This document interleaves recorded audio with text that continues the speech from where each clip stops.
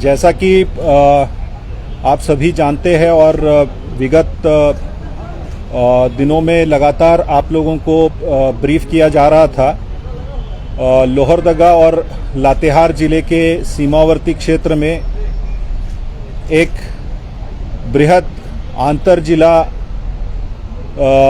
संयुक्त अभियान झारखंड पुलिस और सीआरपीएफ के संयुक्त बलों के द्वारा चलाया जा रहा था। ये अभियान रीजनल कमांडर रविंदर गंजू,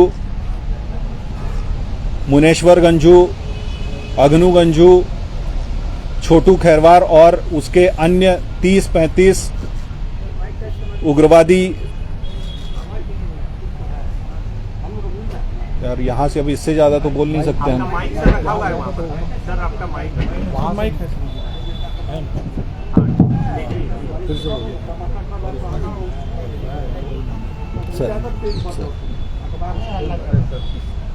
फिर से शुरू कर देते हैं।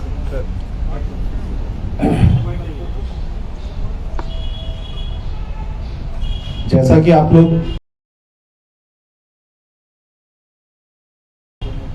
सभी जानते हैं और पिछले विगत दिनों में लगातार प्रेस के हमारे साथियों को इस संबंध में समय समय पर पुलिस मुख्यालय के द्वारा ब्रीफ किया जा रहा था।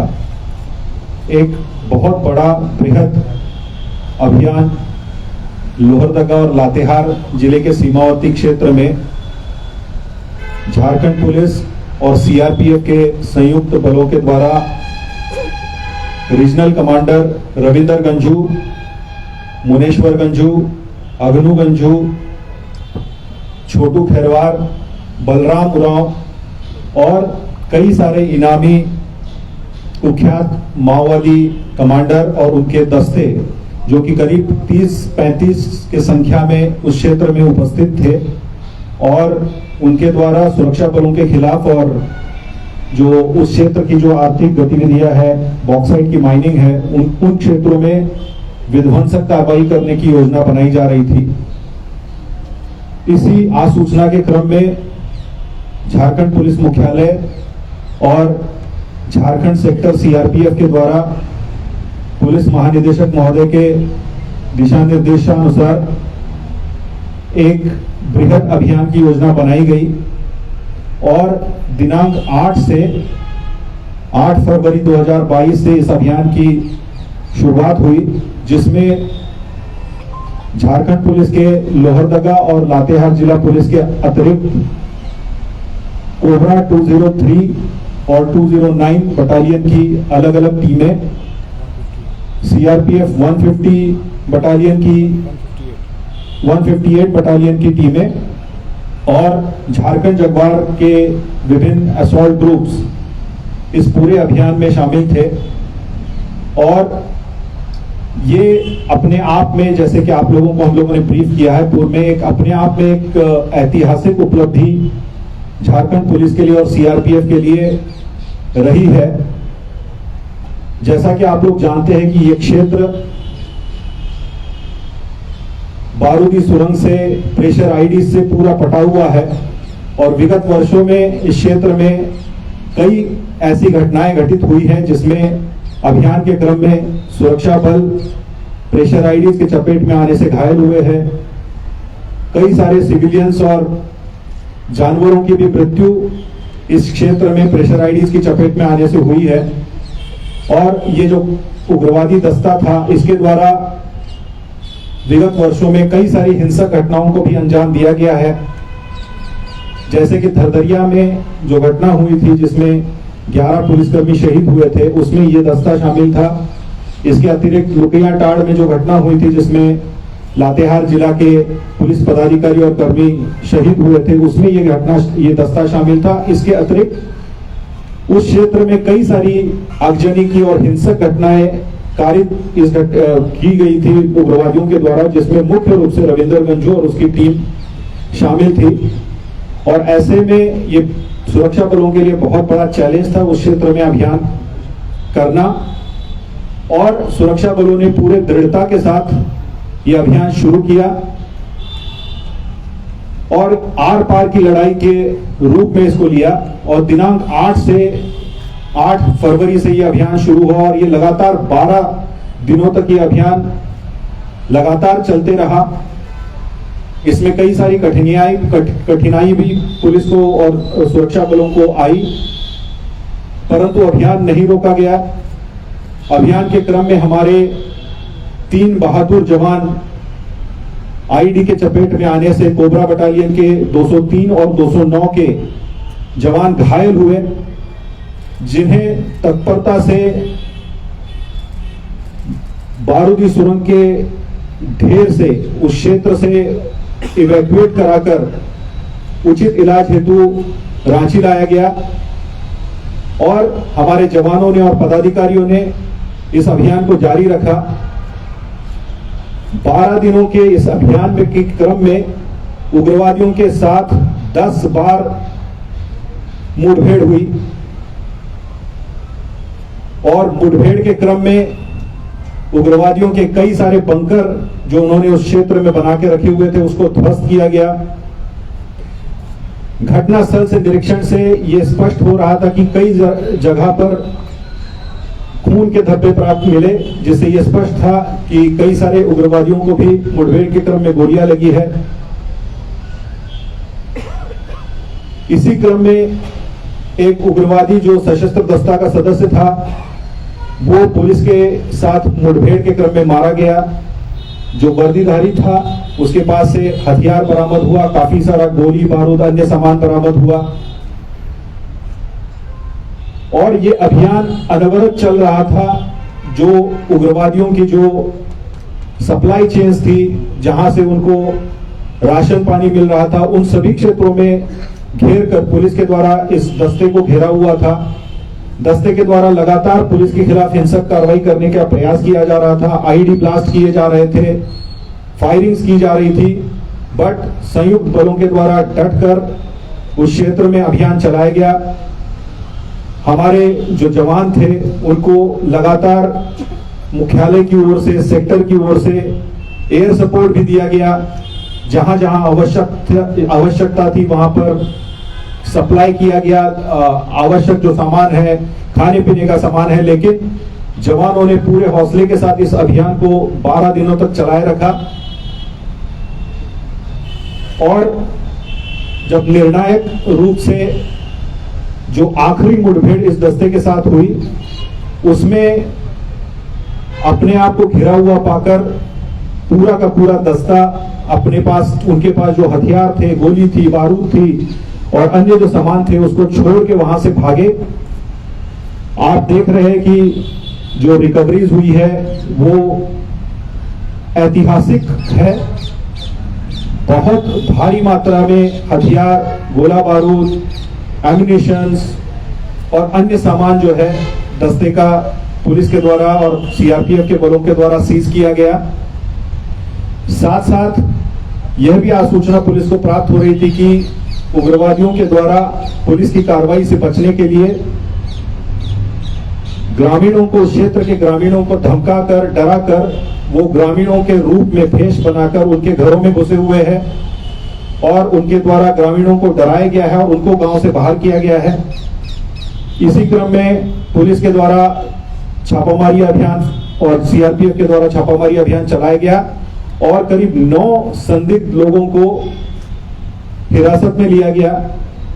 जब उनका सत्यापन किया गया तो ये पाया गया कि 9 लोग जो है वो इस पूरे दस्ते के सदस्य थे और सभी दुर्दांत नक्सली थे, जिसमें बलराम उरांव जो कि 10 लाख का इनामी है, जोनल कमांडर है, वो भी था।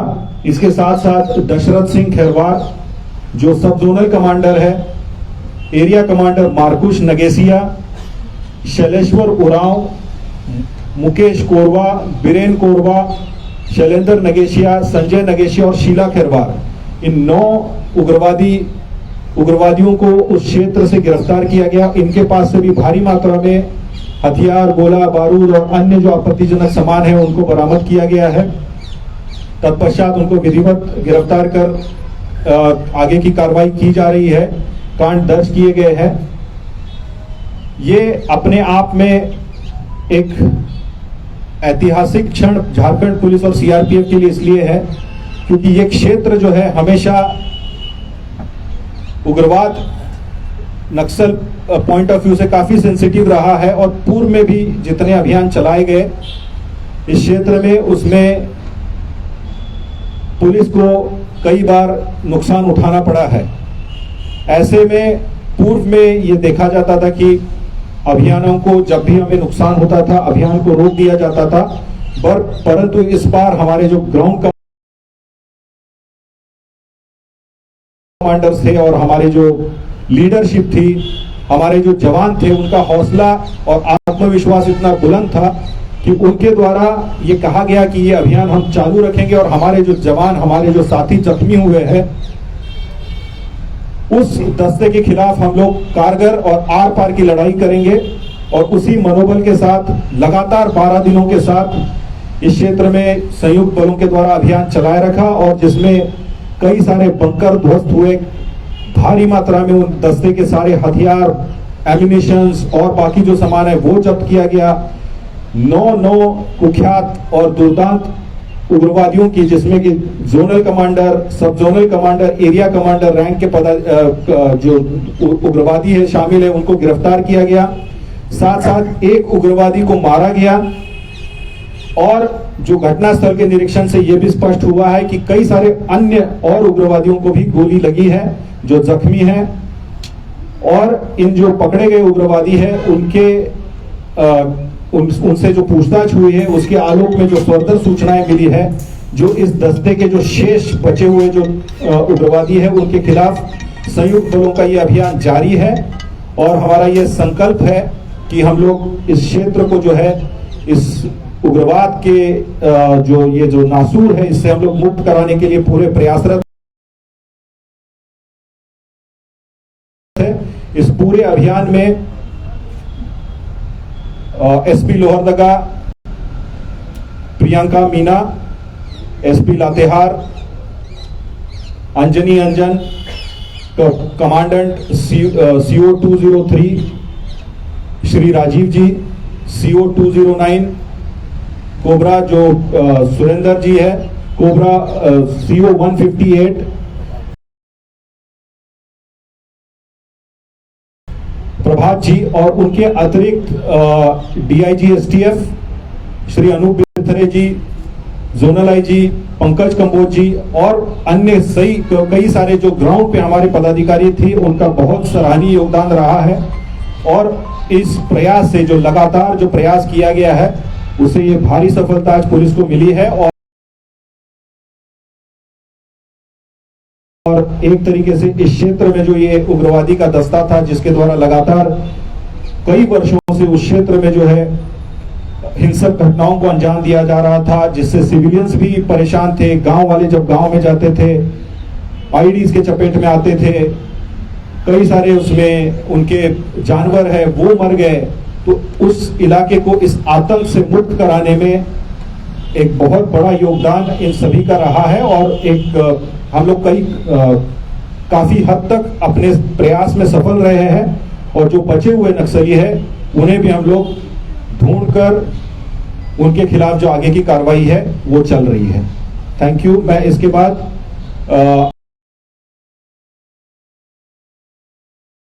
Sector IG CRPF Shri Rajiv sir है आज इस प्रेस कॉन्फ्रेंस में उपस्थित। मैं उनसे अनुरोध करूंगा कि आगे का जो इसके संबंध में और जो ओवरऑल ब्रीफ है वो सर आप लोगों को देंगे। Thank you. CRPF और झारखंड पुलिस के लिए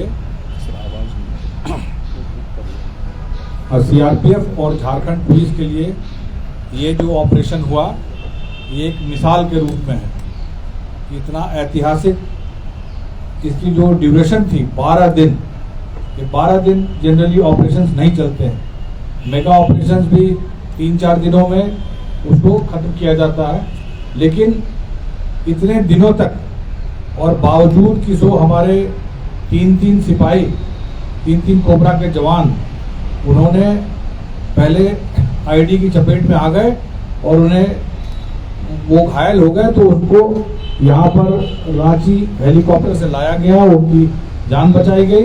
इसके बावजूद भी जवानों का जो मनोबल था और जिस ढंग से हम लोगों ने उनको रिफ्रेश रखा, उनको बार बार रोटेट किया, सारे नक्सली जो थे वो बिल्कुल ही हताश हो गए थे।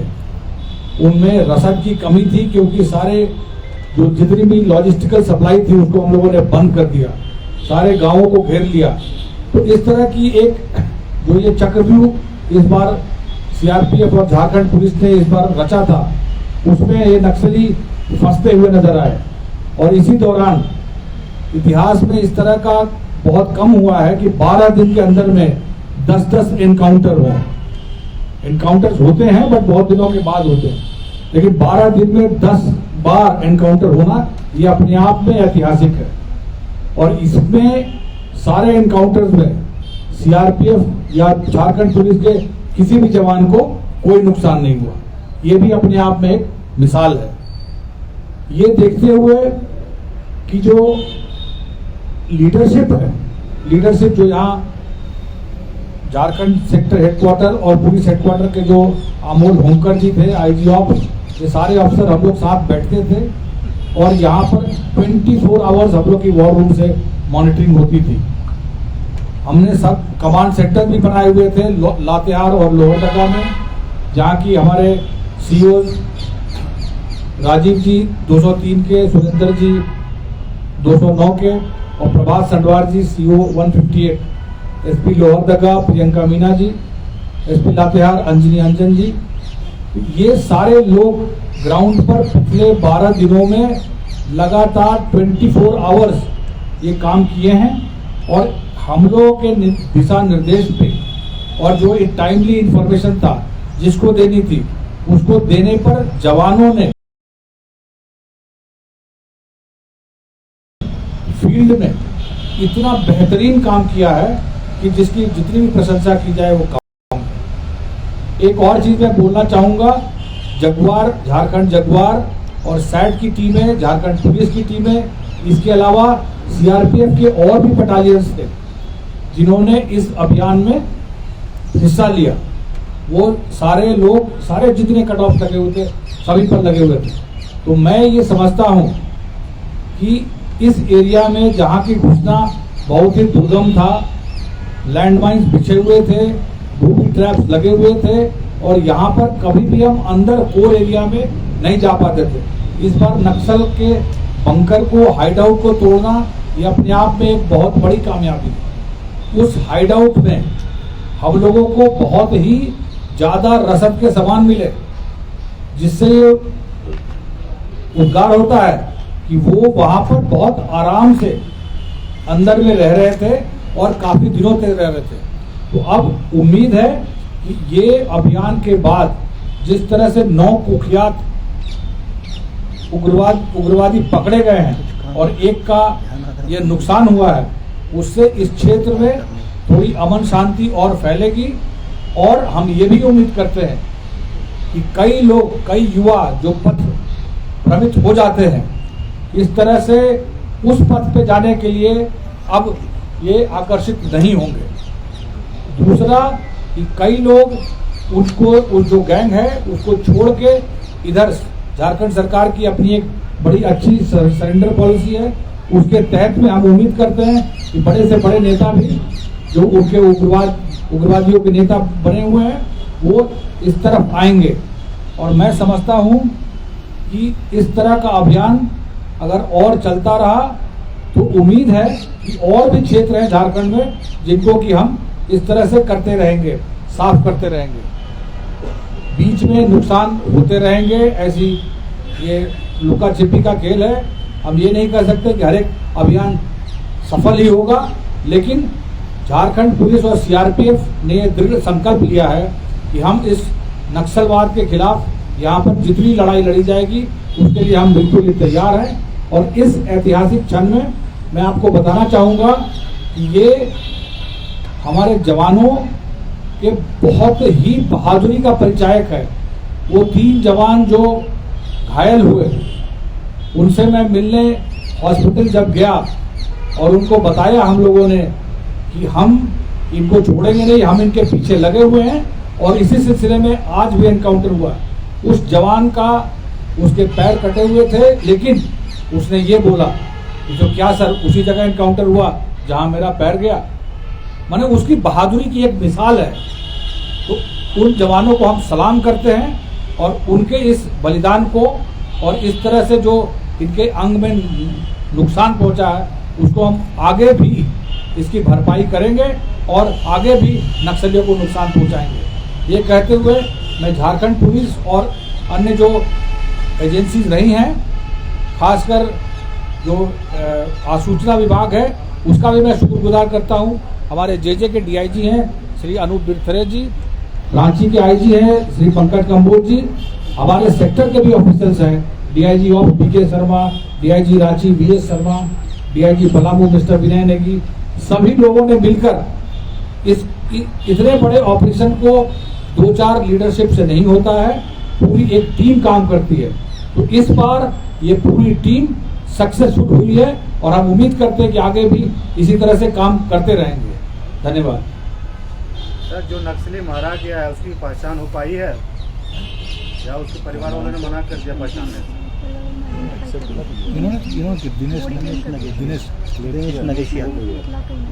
वही ना दिनेश नगेशिया।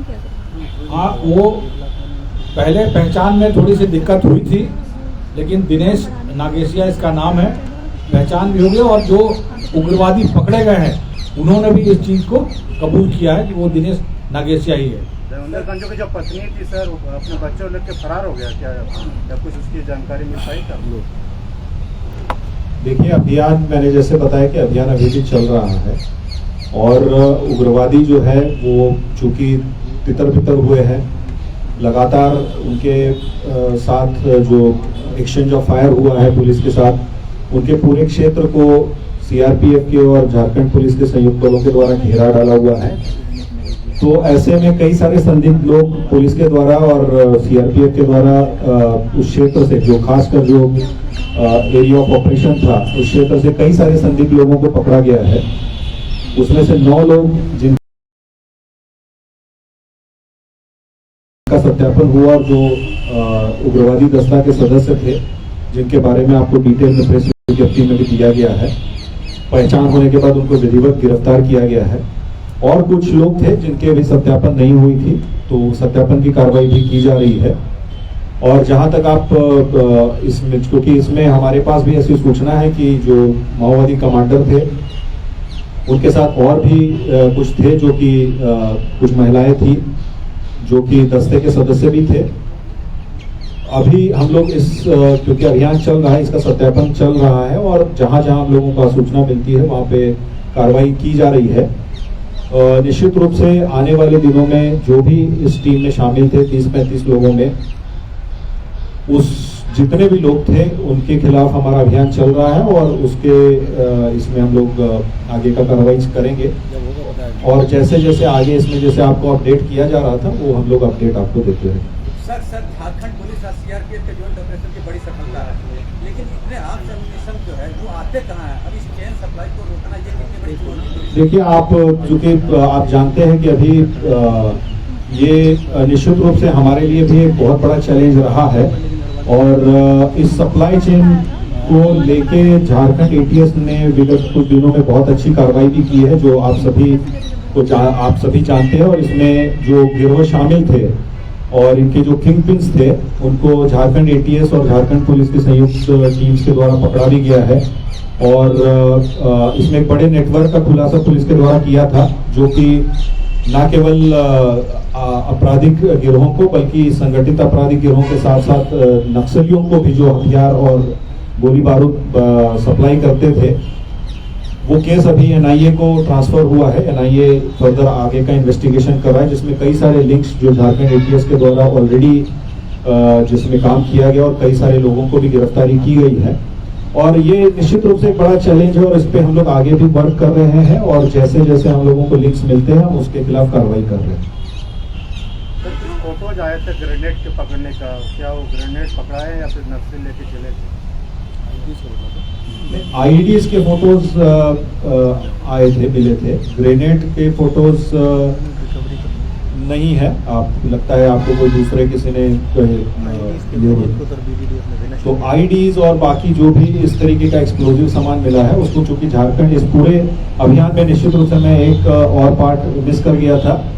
इस पूरे अभियान में झारखंड जगवार की जो बीडीडीएस टीम्स थी, जो बम डिस्पोजल की टीम्स रहती है, उनका भी बहुत सराहनीय योगदान और बहुत बड़ा योगदान रहा है, क्योंकि पूरा क्षेत्र एक तरीके से माइंस फील्ड था और जहां भी आप पैर रखे वहां ये हमेशा खतरा रहता था कि कहीं वहां पे आईडी लगा हो सकता है और आपको नुकसान होने का भी डर रहता था। इसमें बीडीडीएस की जो टीम्स थी हमारी और जो हमारे डॉग स्क्वाड्स थे, सीआरपीएफ के जो डॉग स्क्वाड साथ में थे, इनका बहुत बड़ा योगदान रहा है। जहां जहां हम लोगों को डिटेक्ट हुए माइंस, उसको वहीं पे डिस्पोजल किया गया, उनको वहीं पे जो है निष्टीकरण किया गया और जो रिकवरीज भी हुई जिसमें इस तरीके के एक्सप्लोजिव आइटम्स थे, उनको इन सीटू जो है उनको डिस्ट्रक्शन किया गया है और फिर आगे जो उसमें लीगल प्रोसीजर होती है केस के अनुसंधान में, वो कार्रवाई उसमें की गई है। चलिए, थैंक यू सो मच। अब प्रेस विज्ञप्ति बांट दीजिएगा सबको। Thank you.